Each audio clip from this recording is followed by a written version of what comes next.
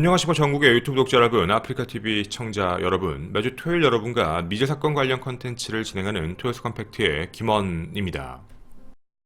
이렇게 한번 말씀을 드리며 시작을 해보겠습니다. 가족의 억울한 죽음을 밝히는 것, 어쩌면 그 누구라도 가장 간절하고 무엇이든지 다 할 준비가 될 것입니다. 우리는 국가와 수사 당국을 믿으면서 그들이 진행하는 수사에 대해 최대한 협조를 하고 최선을 다해 주리라는 믿음을 바탕으로 그 결과를 조용히 기다리게 됩니다. 그런데 오늘 여기 참 이상한 사건이 하나 있습니다. 하나, 증거를 찾았는데 범인을 잡을 수가 없다. 당시의 과학기술의 문제였습니다. 그런데 둘, 12년이 지나 과학기술이 발전되어 드디어 잡을 수 있게 되었다. 그리고 잡았다. 셋, 무죄다. 지금 제가 말씀드린 내용만 들어보면 12년 동안의 이 미제 사건을 처음엔 경찰이 과학수사가 안 돼서 못 잡는다라고 했다가 잡을 수 있다라고 했다가 결국 잡아놨더니 무죄라고 돼버린 사건입니다. 미제 사건을 나누다 보면 정말 증거가 없기 때문에 혹은 범인이 사라져버려서 혹은 피해자 자체가 확인이 되지 않아 이런 사유들도 있지만 그중 우리를 가장 많이 분노하게 만드는 원인이 초동수사에 대한 문제점입니다. 믿었는데 그 믿음이 깨졌다는 불신에서 우리는 더 큰 분노를 느낄 수 있는 대목입니다. 하지만 저희가 미제 사건을 방송을 할 때마다 참 하는 걱정이 있습니다. 자칫 잘못하면 한 집단의 극히 일부가 잘못한 일을 가지고 노력하는 전체 집단을 비난하게 되지 않을까. 일반적인 사람이 느끼는 것과 법의 해석이라는 것은 분명히 다를 수도 있는데 이 자체만으로 의도치 않은 선동이 되는 것이 아닐까라는 걱정입니다. 오늘 여러분에게 이 사건의 시작에 앞서서 가장 마음 아픈 점을 얘기를 좀 드리자면 이 억울한 죽음에 대해 이제 그 누구도 밝힐 수 없게 되었다는 점입니다. 미제 사건보다 더 마음 아픈 단어, 그 앞에 딱 두 단어만 붙으면 됩니다. 바로 영구 미제 사건이라 불리는 사건입니다. 도대체 어떻게 이런 일이 만들어질 수 있는 것인지, 그리고 전체를 싸잡아 비난할 게 아니라 도대체 누가 잘못해서 여기까지 와버린 것인지를 정확하게 짚고 가보고자 합니다. 첫 번째, 사건의 발생부터 말씀드리도록 하겠습니다. 잘 들어주셔야 됩니다. 이제부터 여러분은 약 14년 전의 형사입니다.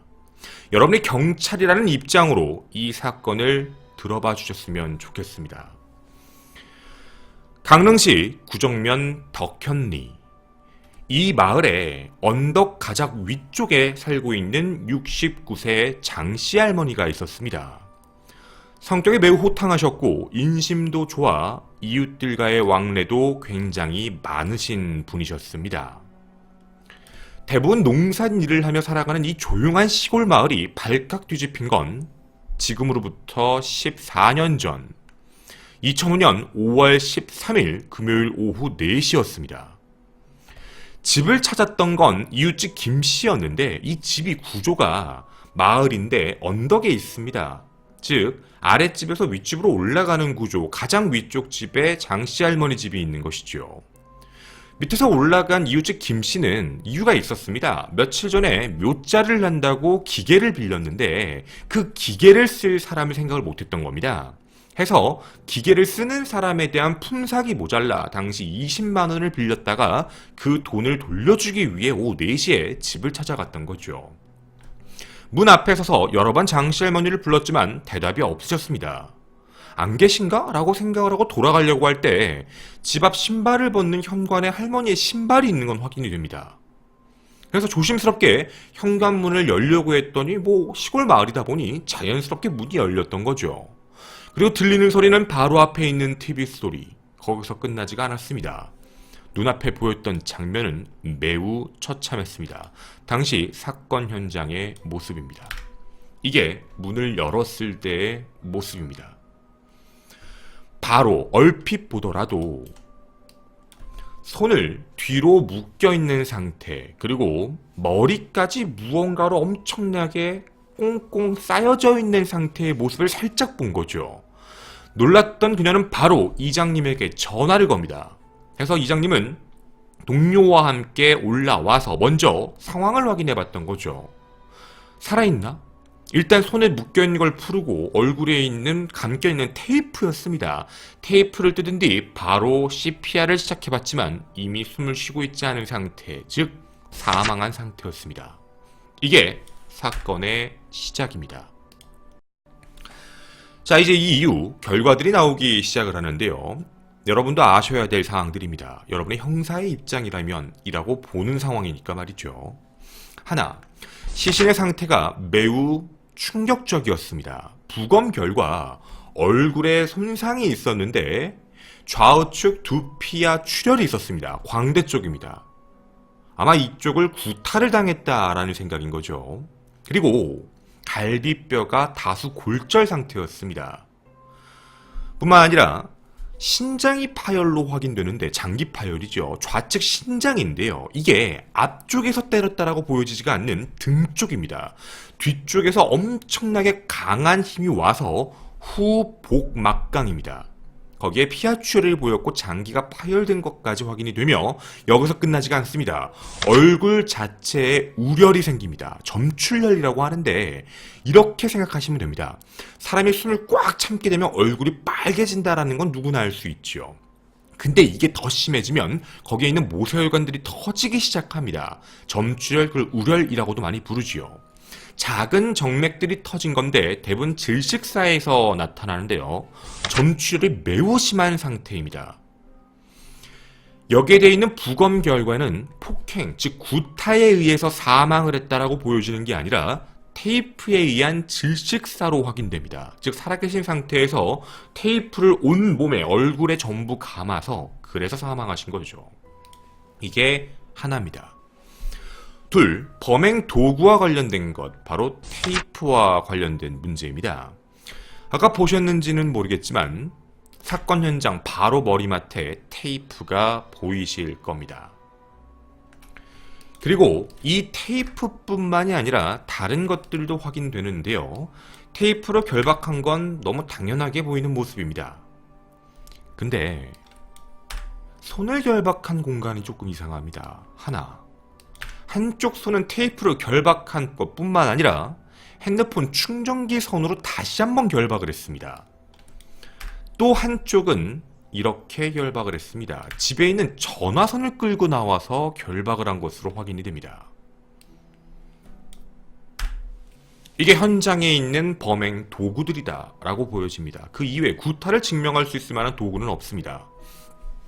세 번째, 이제 집과 관련되어 있는 범주로 조금 넓게 바라봐 보도록 하겠습니다. 자, 이게 바로 정면에 있었던, 할머니 바로 앞에 있었던 거실 TV장입니다. 보시는 바와 같이 무언가 뒤진 흔적이 엄청나게 많이 보이실 겁니다. 이것뿐만 아니라 부엌까지 전부 서랍을 열어 뭔가를 뒤진 흔적이 있었고 안방까지 모두 열어서 서랍을 확인한 것으로 확인됩니다. 근데 사라진 건 많이 없습니다. 3천만 원이 넘게 예금되어 있던 통장, 도장, 그리고 약 200만 원 정도의 현금도 그대로 발견되었고 유일하게 사라진 건 피해자가 평상시에 착용하고 있던 금반지와 금팔찌, 그러니까 몸에 착용하고 있던 약 78만 원 상당의 귀금속만 사라진 상태였습니다. 네 번째, 어떠한 흔적이 확인이 안 됩니다. 정확히 표현하면 당시에 현장 감식을 할 때의 상황이었는데요. 마치 누군가 청소를 해놓은 것처럼 깨끗하게 범인의 모습, 즉 족적까지도 없었습니다.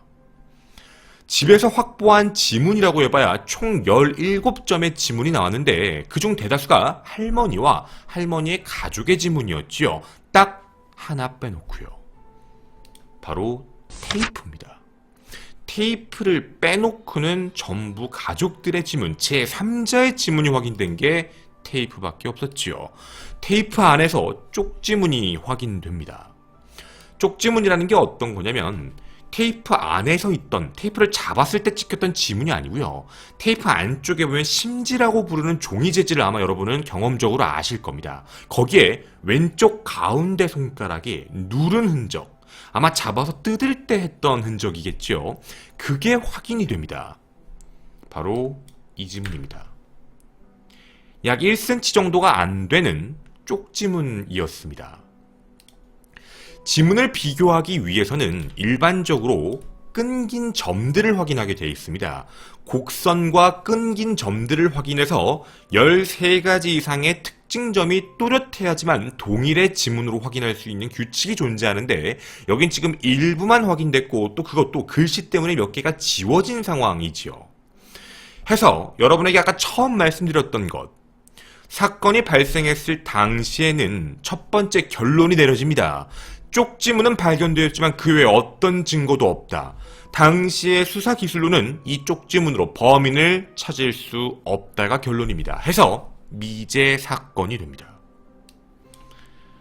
하지만 말이죠, 우린 이렇게 생각해야 됩니다. 이 사건 종결난 게 아닙니다. 그건 그때 당시 똑같습니다. 이걸 누가 그냥 지나가야 될 사건이라고 얘기할 수 있을까요? 이건 분명히 발생한 사건, 2005년의 과학기술에선 확인이 안 되겠지만 언제든 다시 확인될 수 있다라고 생각해서 되게 수사를 철저하게 해야 되는 상황입니다. 그건 당연한 거죠. 미제 사건은 끝난 사건이 아니기 때문입니다. 자, 그러면 언젠가 과학기술로 이 쪽지문을 분석할 수 있을 거란 믿음이 있다면 이제 여러분에게 여쭤보고 싶습니다. 분석입니다. 이제 여러분과 상식의 선이란 걸 한번 도입해 보겠습니다. 여러분에게 처음에 부탁드렸지요. 여러분이 형사라면, 여러분이 이걸 수사를 맡았다면, 물론 전문적이진 않겠지만 어떤 방향으로 여러분은 수사를 할지, 어느 정도의 범주를 둘지 매우 궁금합니다. 왜냐하면 이때의 수사 결과가 그 나중의 문제를 좌지우지할 수도 있는 거니까요. 그건 누구나 생각할 수 있는 겁니다. 자, 일단 범주를 정해보도록 하겠습니다. 여러분은 완전 전문가는 아니실 수도 있으니까 말이죠. 일단 범주 첫 번째, 살인범의 모습에 대해서 한번 같이 이야기를 좀 나눠가 보고 싶습니다. 과연 범인은 어떤 모습을 하고 있었을까요? 제일 중요한 건 범인의 모습은 겉으로 보여지는 모습뿐만 아니라 속도 중요합니다. 즉 생각, 움직임, 패턴을 얘기하는 거죠. 심리적인 얘기입니다. 어쨌든 우리는 여러분에게 먼저 범주를 정할 때 겉만 먼저 얘기해 보도록 하겠습니다. 여러분이 생각하시는 범인의 겉면에서 어떤 증거를 찾으실 수 있겠습니까? 하나, 범인이 이곳에 어떻게 왔을까라는 생각입니다. 이 정도는 다 동의하실 수 있을 거라고 생각이 듭니다. 버스를 타고 왔을까? 아니면 자신의 차량을 이용했을까? 아니면 이 근처에 살아서 그냥 걸어왔을까? 이 장소 자체가 당시 마을버스가 18번이 이동하는 장소이긴 한데 발생한 시간 자체도 낮입니다. 낮은 걸 보면 목격자들에게 발각될 위험은 충분히 존재합니다. 왜냐면 당일날 할머니를 본 목격자가 존재했지요. 당일 아침에 양양에 침을 맞으러 할머니가 다녀오신 게 확인됩니다.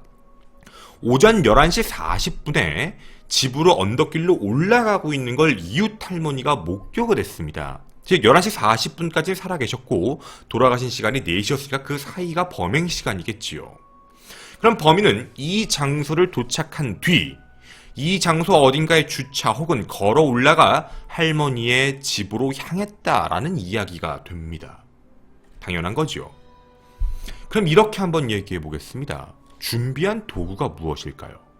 범인이 준비한 것, 마스크일까? 모자일까? 검은 옷일까? 이런 건 아직 알 수는 없습니다. 근데 확실한 건 있습니다. 칼이나 얘기, 둔기 같은 걸 가져갔는지는 모르겠습니다. 왜냐면 그걸 가져갔다면 써야 되는데 쓰지 않았다. 위협용일 수도 있지요. 근데 어쨌든 쓰지 않았던 걸 보면 겉으로만 보였을 땐 장갑입니다. 분명 장갑 정도는 준비했을 것. 그리고 자신의 족적을 남기지 않게 하기 위해서 신발 같은 데다가 비닐봉지를 씌우거나 덧신 같은 걸 신었을 가능성도 무시를 못하는 겁니다. 그러니까 안에 아무런 족적이 남아있지 않다라는 거죠. 자, 어찌되었든 이런 생각을 좀 더 해보겠습니다. 그럼 준비한 도구가 어떤 건지는 모르겠지만 장갑 내지 흔적을 남기지 않는 도구 정도를 착용하고 할머니 집으로 들어갔다라고 얘기합니다. 이게 우리가 겉에서 볼 수 있는 범인의 색깔입니다. 그러면 이제 속으로 가보겠습니다. 안쪽이지요. 여기가 중요합니다. 범인은 왜 장씨 할머니를 노렸을까요? 장씨 할머니가 그곳에 산다는 걸 어떻게 알았을까요? 더욱이 이곳에 혼자 산다는 걸 어떻게 알았을까요?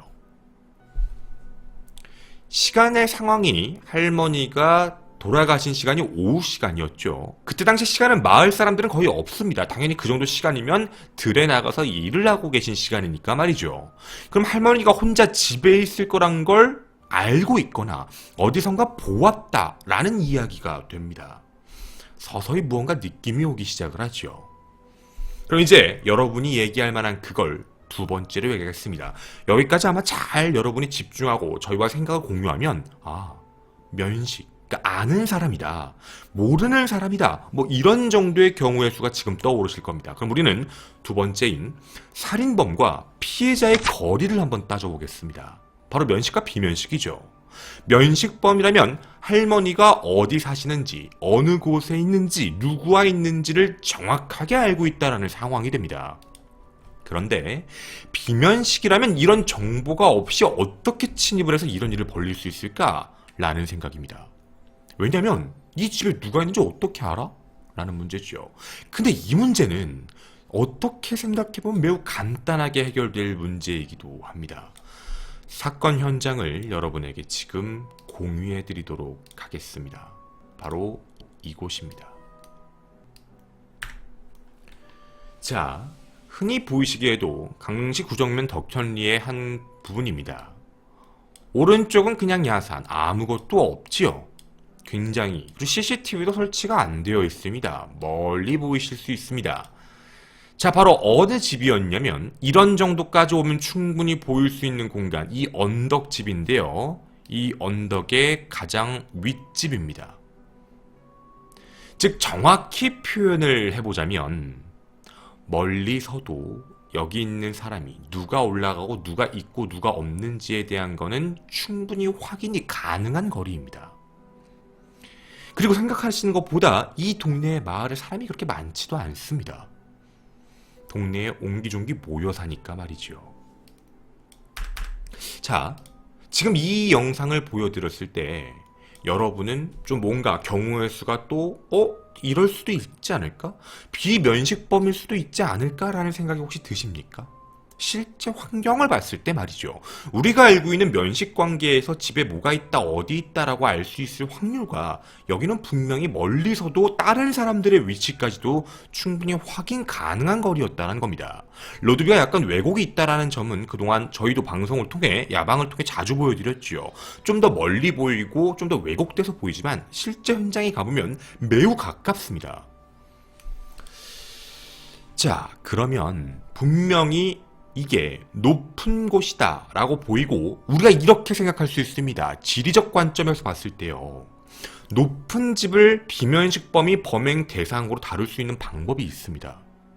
왜냐면 중간집이나 낮은 집은 위에 사는 사람이 내려올 때 목격될 확률이 매우 높습니다. 그런데 높은 집은 일부러 그 집으로 누군가가 올라가는 게 아닌 이상 갈 이유가 없다는 겁니다.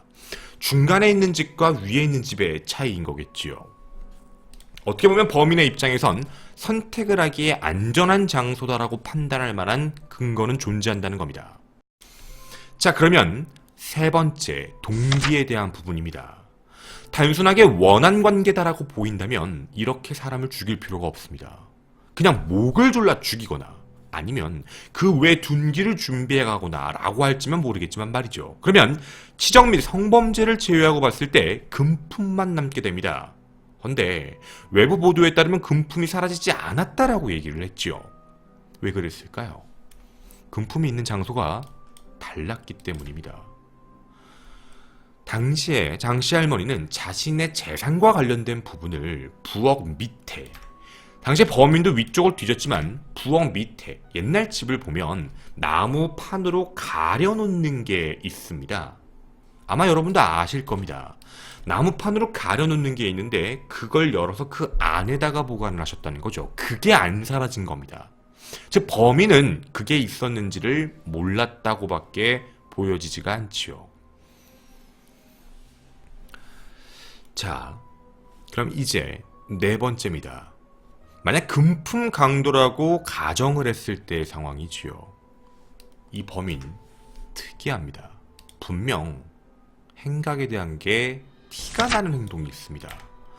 여기에 있는 범인은 사람들이 돈을 어디에다 숨긴다라는 걸 루틴적으로 알고 있는 성향이 보입니다. 그게 어떤 소리냐면 여러분 같으면 집을 뒤진다라고 가정을 하고 장롱을 뒤진다라고 가고 초범일 때의 특징이거든요. 여러분께 여쭤보겠습니다. 여러분은 금품을 찾을 때 어디를 찾으실 겁니까?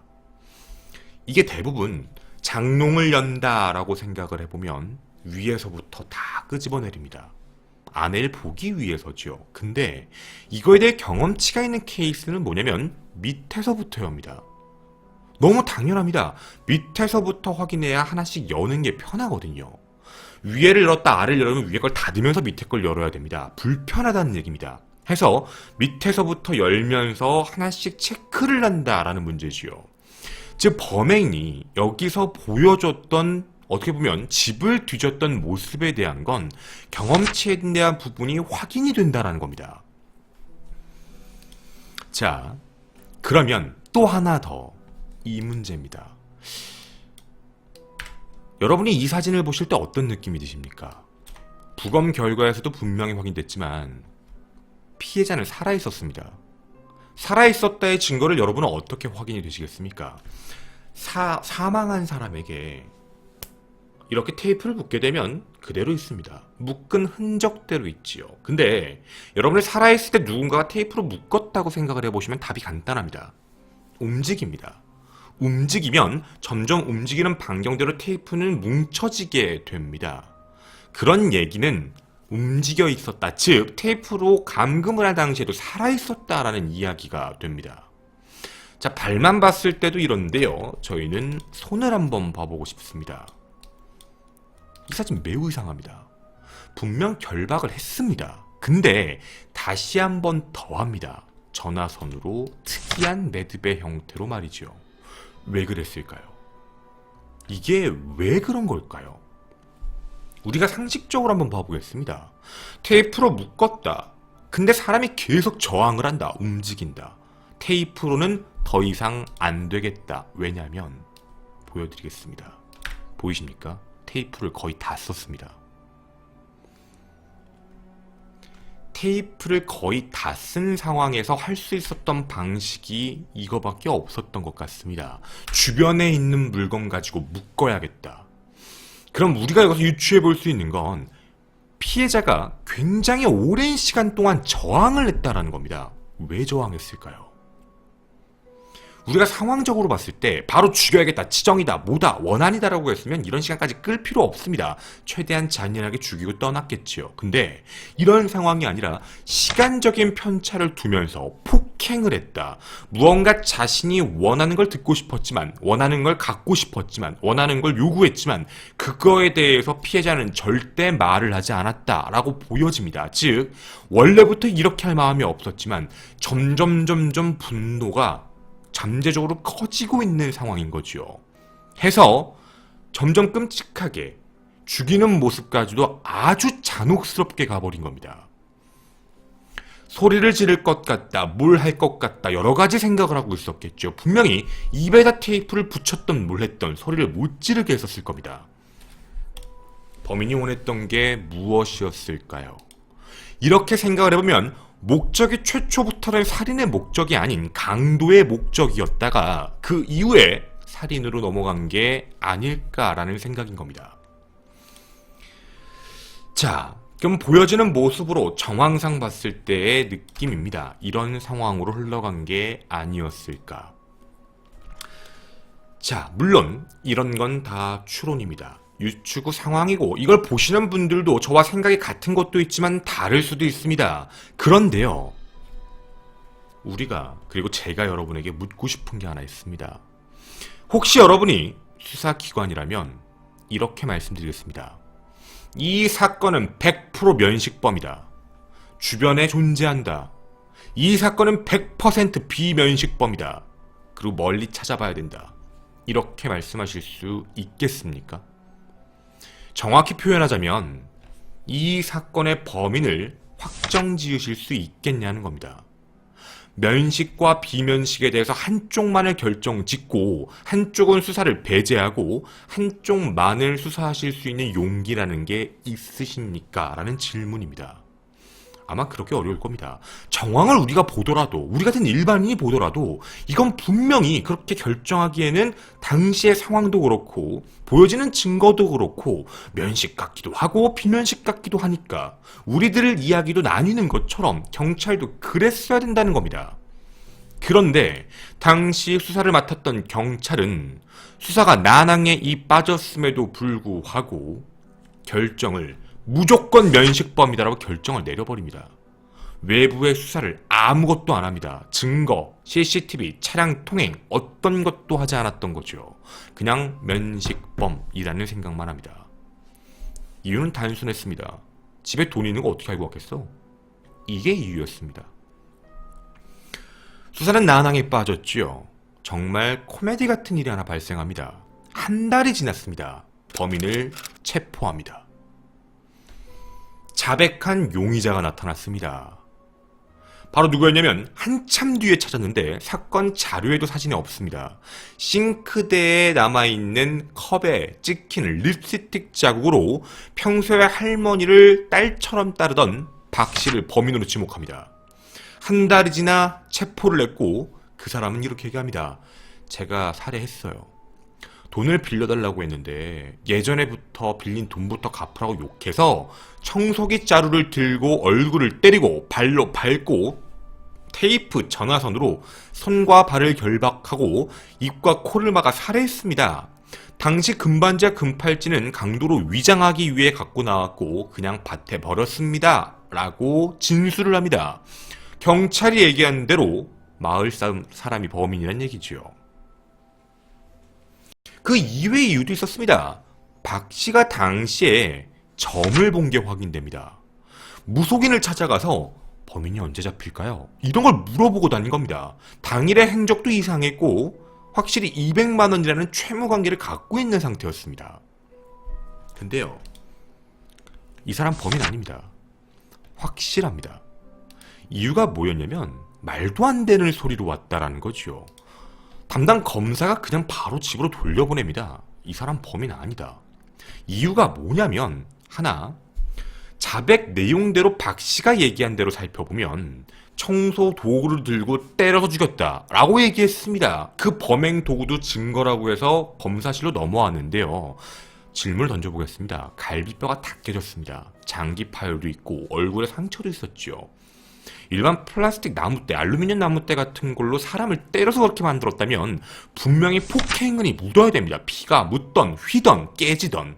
근데 포장지도 안 벗겨진 새 거를 갖고 옵니다. 그리고 사건 현장에서는 한 번도 발견된 적이 없습니다. 그냥 사라진 거지요. 그런 걸 가지고 온 겁니다. 그리고 밭에 버렸다는 금팔찌 같은 것도 안 나옵니다. 또 하나 더. 마셨다고요. 그러면 그 장갑은요, 지문은요, 이런 게 왜 안 묻냐는 겁니다. 아, 지문을 닦았다. 그럴 수 있죠. 근데 자기 립스틱 자국이 묻은 건 냅두고 지문만 닦아서 나왔다요. 아니면 만날 때부터 족적 없이 손에 장갑을 끼고 할머니를 만났다고요. 말이 안 되는 소린 겁니다. 왜 그랬을까에 대한 문제가 확인이 됩니다. 당시에 박 씨가 허위 자백을 한 이유가 있었습니다. 집에 여자 스님이 왔다고 합니다. 위에 죽은 집 할머니가 너희 집 막내 아들 노리고 있어. 너 경찰서 가서 자백 안 하면 너 아들 죽어. 그래서 가서 자백을 한 겁니다. 나중에 알고 봤더니 그 여자 스님이 이 담당 형사의 친누나였습니다. 그러니까 친누나가 와서 얘기를 해서 자백을 했던 거죠.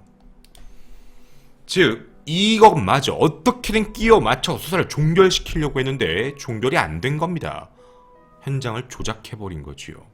결국 미제 사건이 됩니다. 그리고 외부의 보도에는 이 쪽지문으로는 해결할 수 있는 게 없다. 과학기술의 부재다. 언젠간 되겠지. 이렇게 미제 사건으로 분류가 됩니다. 자, 기가 막힌 일은 맞습니다. 그리고 이 선택이, 이 행동이 어떤 파급 효과가 뒤에 나왔을지, 얼마만큼 큰 나비 효과였을지 아무도 상상 못했을 겁니다. 그로부터 12년이 지납니다. 2017년 경찰은 엄청난 이야기를 발표합니다. KCSI 과학수사대는 2015년부터 이 지문을 다시 조사합니다. 유사 지문 3,800개를 선발해서 2년 동안 모든 지문들을 곡선, 끊긴 점, 이 모든 걸 분석했고, 그리고 유관대조 2년 결과에 있어 경찰청에 있는 지문 자동 검색 시스템 AFIS라고 부릅니다. 거기서 용의자를 찾아냅니다. 자, 이 경찰은 과거 경찰이 아닙니다. 요즘 경찰입니다. 엄청난 노력이었죠. 결국 2017년 9월 그 사건 현장 강릉시에서 43km 떨어진 동해시에 사는 50대 남성 정씨를 살인 혐의로 긴급 체포합니다. 바로 이 지문의 주인이었습니다. 경찰은 대대적인 보도자료를 냅니다. 과학수사의 발전으로 경찰이 사건을 잊지 않고 끝까지 추적한 결과 드디어 범인을 잡았다. 맞습니다. 저희 절대로 이거 부정하고 나쁘게 보면 안 됩니다. 처음에 수사했던 경찰팀과 이 팀은 완전히 다르지요. 그리고 정말 이 사건을 어떻게든 해결하기 위해 2년이라는 시간을 쓴 겁니다. 그렇게 이 사건이 끝나는 줄 안 겁니다. 그런데 2017년 12월 14일, 12월 15일 이틀간 재판이 열립니다. 이유는 정 씨가 국민 참여 재판을 해달라라고 요청했기 때문입니다. 검사와 형사는 내 말을 들어주지 않고 자기들 멋대로 한다. 참여 재판을 하겠다라고 했지요. 참여 재판 결과 배심원의 판결입니다. 9명의 배심원 중 8명은 정 씨는 무죄다. 유죄 의견은 단 1명만 나옵니다. 당시의 판결문을 여러분에게 그대로 읽어드리겠습니다.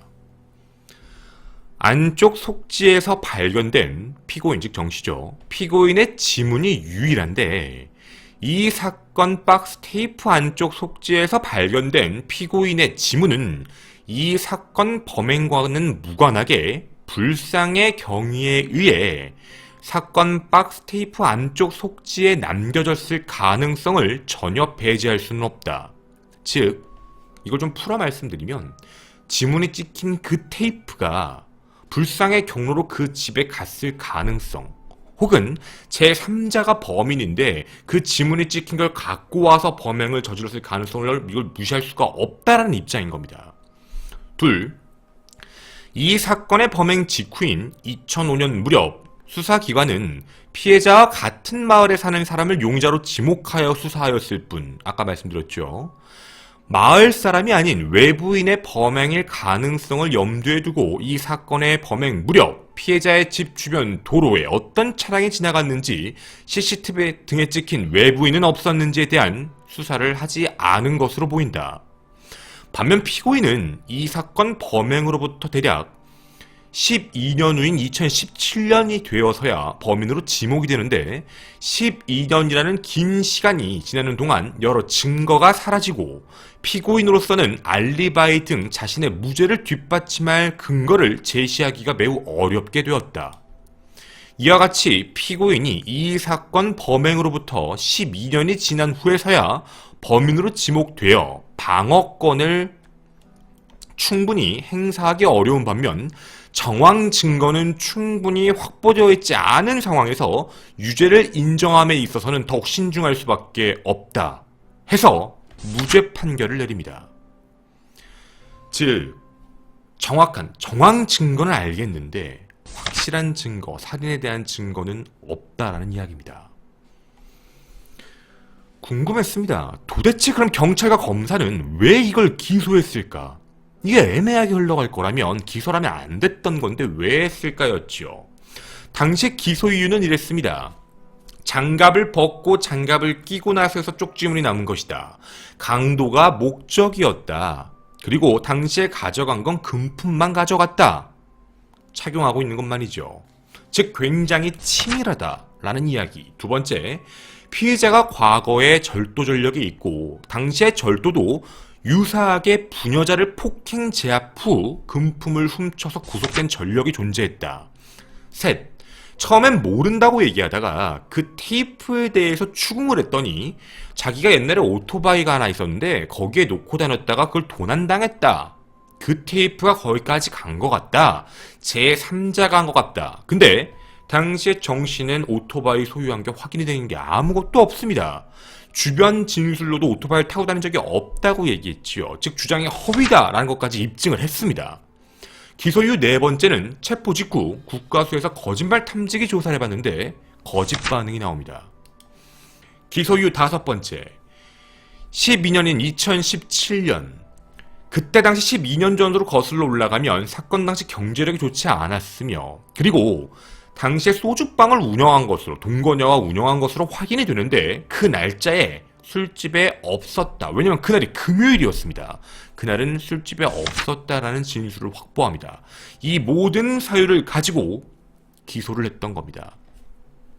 근데 이 모든 것에 반박을 했던 겁니다. 하나, 다른 거 뭐 했는지 알리바이? 이걸 내가 어떻게 얘기해요? 12년 전 건데. 즉 방어권을 행사한 겁니다. 요 근래 일인데 기억이 안 난다 그러면 의심을 더 받겠지만 너무 옛날 일은 사람 입장에선 기억이 안 날 수도 있다. 그걸 또박또박 기억하는 게 더 이상한 것이다 라는 이야기지요. 그리고 둘, 자신은 동해에 살고 범행 현장은 강릉이다. 내가 거기 강릉에 간 증거를 대라. 난 강릉에 간 적이 없다. 내가 그때 당시 강릉 근처라도 간 증거를 달라. 없지요. 당시에는 마을 사람만 수사했으니까 말입니다. 셋, 당시 동거녀와 소주방을 운영했고 매출도 좋은 상태라 경제적으로 궁핍하지 않아 이렇게 할 필요가 없었다. 넷, 당시에 지문에 대한 문제. 난 이거 확실하다고 믿지 않는다. 지문도 경찰이 조작했을 가능성이 충분히 존재한다라고 얘기합니다. 근데요, 이 부분이 어느 정도 인정이 됩니다. 왜냐하면 당시에 정 씨가 증인을 한 명 세우거든요. 그 증인이 12년 전 범인으로 지목됐던 박 씨였습니다. 박 씨는 나와서 자기가 그때 당시 형사의 친누나가 와서 허위 자백을 할 걸 종용당했고 그렇게 했었다라는 얘기를 하며 경찰의 수사권에 대한 문제, 충분히 조작이 가능하다 라는 이야기로 당시 재판부의 흐름을 무조건 유리한 쪽으로 이끌어갔던 거지요. 결국 무죄 판결이 났던 겁니다. 1심 이후 검사는 항소합니다. 근데 2심 재판에서도 무죄 판결이 납니다. 대법원까지 가봐야 어차피 무죄 판결이 될 수밖에 없다. 증거가 없지요. 아무리 수사 자료를 찾아봐도 더 이상의 증거가 없는 겁니다. 상고에서 대법원 가봤자 어차피 번복될 가능성은 없다. 즉 상고를 포기합니다. 해서 정 씨와 관련된 이 사건은 무죄 판결이 납니다. 이제 이 사건은 미제 사건이 아닙니다. 제3자의 새로운 범인이 나타나는 게 아닌 이상 정말 범인이 정말입니다. 정 씨라면 이 사건은 영구 미제 사건이 되어버립니다. 초동 수사가 완전히 잘못됐지요. 되게 아쉬웠나 봅니다. 분명 재판부도 이렇게 얘기합니다. 합리적 의심은 충분히 이해하지만 그걸 범행으로 증명하기는 어렵다. 공소 사실이 진실이라는 것을 확실하게 하는 증명력을 가진 증거가 없다면 설령 유죄의 의심이 가더라도 피고인의 이익으로밖에 판단할 수 없다는 대법원의 판례, 바로 형사법의 기본이지요.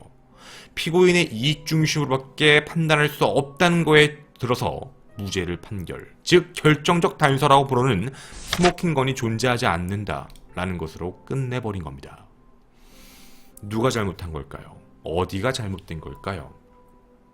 저희는 그렇게 생각합니다. 12년 만에 찾은 경찰 박수 받아야 됩니다. 엄청난 거지요.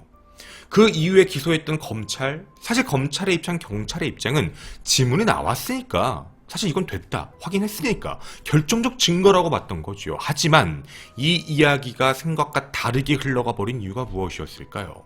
초동수사입니다. 제가 왜 서두에 걱정을 했는지 여러분들 이제 이해가 되실 겁니다. 이 사건이 꼬이고 이 사건이 문제가 됐던 건 우리들조차도 상식적으로 봤을 때 범주를 넓게 수사했었어야 되는 이 사건을 그 긴 시간 동안 집안에, 그 마을에 있는 사람, 그 사람일 것이다라고 하고 표적 수사를 했고, 그리고 결국에는 이상한 사람을 잡아 재판대에 세우려고 했던 그 과오가 결국 12년이 지나 어쩌면 진짜 범인을 도와주는 꼴이 되었을 수도 있습니다. 물론 정 씨가 범인이 아닐 수도 있겠죠. 근데 범인이 아니라고 보기엔 여기 남는 흔적을 누구도 설명할 수가 없습니다. 다른 거 다 필요 없습니다. 진짜 하다못해 12년 전 그 경찰들이 다른 건 다 필요 없이 외부인이 누가 있었을까에 대한 것뿐만 아니라 하나 더, 살해 도구일 수도 있습니다. 바로 이 테이프 말이죠. 이 테이프의 출처가 누구 것이었느냐, 그거 하나만 놓고 봐도 게임이 끝났습니다. 12년 전에 살해 도구로 밝혀진 이 테이프는 애초부터 할머니가 쓰고 있던 테이프다, 집에 존재하던 테이프다 라고만 확실하게 증거를 잡아놨어도 이건 깔끔하게 해결될 수 있는 사건이었습니다.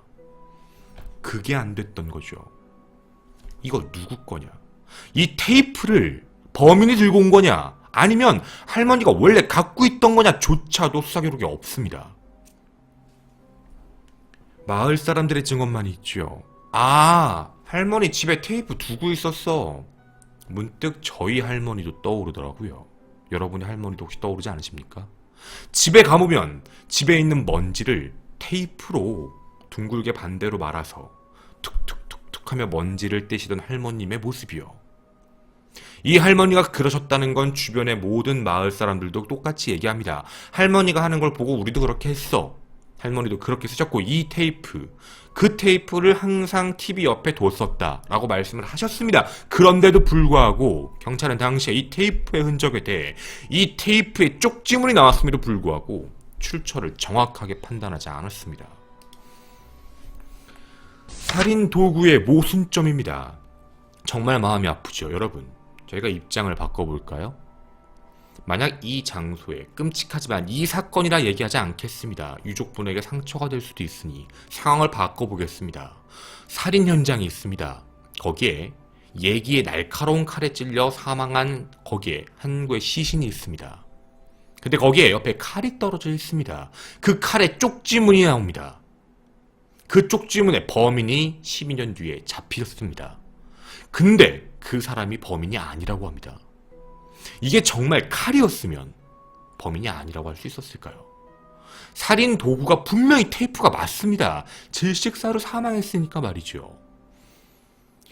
이 점은 분명 다시 한번 생각해봐야 될 게 아닌가라는 생각입니다. 누가 잘못일까요? 그리고 당시 초동수사했던 그 경찰, 지금도 현직에 있는 걸로 알고 있습니다. 저는 모든 경찰분들이, 모든 검사분들이, 판사분들이 욕먹는 게 싫습니다. 정말 열심히 최선을 다해 노력하시는 분들 많습니다. 근데 그런 말도 안 되는 미꾸라지 몇 마리가 다수를 힘들게 하지요. 다수를 욕먹게 합니다. 그 몇 마리 때문에 다수가 2년 동안 한 노력의 결과가 물거품도 돼버리거든요. 어쩌면 이 사건은 만약 정 씨가 범인이라면 정 씨를 도와준 게 국가기관인 겁니다. 미제 사건을 영구 미제 사건으로 만든 게 경찰이란 얘기가 되죠. 여러분의 생각은 어떠신지 궁금합니다. 저는 토요사건 팩트의 김원이었습니다. 감사합니다.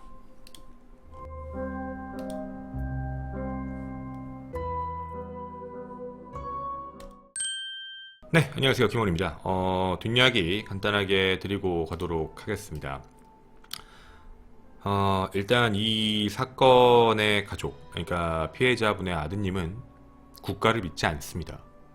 정확히 표현하면 국가의 모든 게 다 불만이십니다. 당연하죠. 노력을 해줬다 뭐했다를 떠나서 자신의 어머니가 사망을 했는데 어머니의 죽음을 밝힐 수 있다라고 확인돼서 진행했더니 이젠 영구 미제가 돼버렸습니다. 만약 정 씨가 범인이다 하더라도 여러분도 아시다시피 일사부재리의 원칙이라는 것도 존재하죠. 이미 법적으로 이 살인사건과 관련되어 있는 문제에서 정 씨는 무죄입니다. 사실 그런 생각이 듭니다. 우리도 이렇게 답답한데 유족인, 그러니까 유족분, 당연히 가장 억울하신 건 피해자분이실 테지만 유족분은 얼마나 억울하실까요? 사실 유족의 입장에서 생각을 해보면 이 사건에서 그 누구도 신뢰할 수 없는 이야기가 됐을 겁니다. 과거에도 믿었더니 12년 전에도 이상한 사람을 범인이라고 잡아갖고 와서 미제 사건을 만들어 놓고 다시 힘들게 찾아와서 범인이라고 해서 이제 드디어 이제 어머니의 원한이 이제 어느 정도 달랠 수 있겠구나라고 생각을 했더니 무죄랍니다.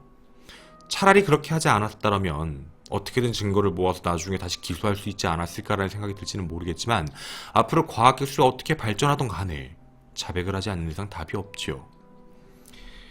되게 답답한 사건입니다. 그리고 사람들 사이, 그리고 분명한 건 배심원단의 입장이 틀렸다는 것도 아닙니다. 상황을 봤을 때 법을 심판하고 판단하는 입장, 당시에 어쨌든 간에 피의자 중심으로 생각을 해봤을 때 정황 증거나 상황으로 봤을 때는 그럴 수 있다라는 거는 분명히 이해는 하겠지만 정말 이 사건을 살해 도구라는 걸 테이프가 아니라 칼이라고 생각했을 때 과연 그렇게 생각할 수 있을지도 정말 궁금합니다. 입장을 바꿔서 칼에 쪽지문이 확인됐는데 12년 뒤에 발견된 범인, 근데 그 칼에 왜 쪽지문이 묻어있는지 모르겠다. 내 지문은 아니다. 내 지문은 맞는데 난 그 칼이 거기 왜 있는지 모르겠다. 우연하게 묻어서 글로 간 것 같다. 이걸 과연 누가 믿어줄까요? 어쨌든 굉장히 답답한 사건입니다. 그래서 여러분께도 이렇게 해서 말씀을 드렸던 내용이었고요. 아마 답답하시겠지만 굉장히 안타깝고 슬픈 그런 내용이었다라고 생각을 합니다. 다시 한번 명복을 빌고, 그리고 이 영상을 보실지는 모르겠지만 저희 유족분들께도 사실 우리는 그런 생각을 해요. 저희도 이런 걸 준비하면서 참 이게 정말 내 가족 일이면 이걸 어떻게 해야 될까라는 생각이 들거든요. 저는 그렇게 이해를 해요. 이 사건의 유족분들은 정말 국가를 못 믿을 수밖에 없어요. 정말로. 정말 어떻게 보면 되게 답답한 상황인 거죠. 정말 아쉽다는 겁니다. 하다못해 칼이 발견되면 그 칼의 소유주부터 출처까지 확인하게 돼 있거든요. 테이프가 살해 도구고 범행 도구면 찾아야죠. 그게 어디서 온 건지. 밖에서 흘러 들어왔으면 누가 그걸 갖고 있었는지를 찾아야 되는 게 당연히 해야 될 일인 건데 그 기록이 없다라는 걸로 해서 이제 시간 다 지나버렸고 그렇게 시간이 온 걸 보면 되게 답답하다라는 이야기지요.